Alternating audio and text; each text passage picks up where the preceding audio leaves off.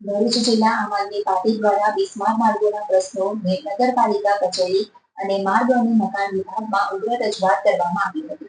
ભરૂચ જિલ્લા આમ આદમી પાર્ટી દ્વારા આજરોજ બિસ્માર માર્ગોને પ્રશ્ને વિરોધ પ્રદર્શનનું આયોજન કરવામાં આવ્યું હતું.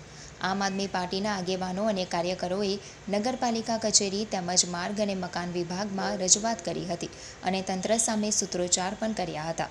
આમ આદમી પાર્ટી દ્વારા જણાવવામાં આવ્યું હતું કે રસ્તાના કામોમાં મોટા પાયે ભ્રષ્ટાચાર આચરવામાં આવી રહ્યો છે, જેના કારણે કરોડો રૂપિયાનો ખર્ચે બનાવેલ આરસીસી રોડ પણ 2 વર્ષ પણ ટક્યા નથી અને વરસાદમાં ધોવાઈ ગયા છે.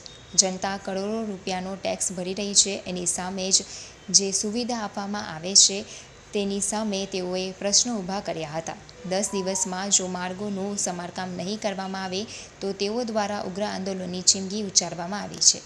ભરૂચ જિલ્લાની અંદર આજે જે રોડ રસ્તાની પરિસ્થિતિ છે ખૂબ ગંભીર બાબત છે.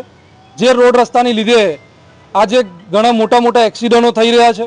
લોકો આજે સમયસર પોતાની નોકરી ઉપર નથી પહોંચી શકતા. દહેજની અંદર આટલો મોટો ઔદ્યોગિક જે વિસ્તાર આવ્યો છે, આની અંદર પણ સવારે જ્યારે એમને બપોરે જ્યારે સેકન્ડ શિફ્ટમાં જતા હોય ત્યારે એમને ઘરે આવતા સવારના 7 વાગી જાય છે.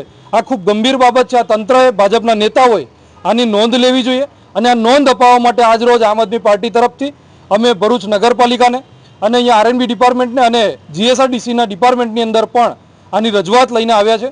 દિન 10ની અંદર આ રોડની જે મરામત છે એ કરવામાં નહીં આવે તો ગાંધી ચિંધ્યા માર્ગે આમ આદમી પાર્ટી દ્વારા આ તમામ કચેરીનો ઘેરાવો કરવામાં આવશે.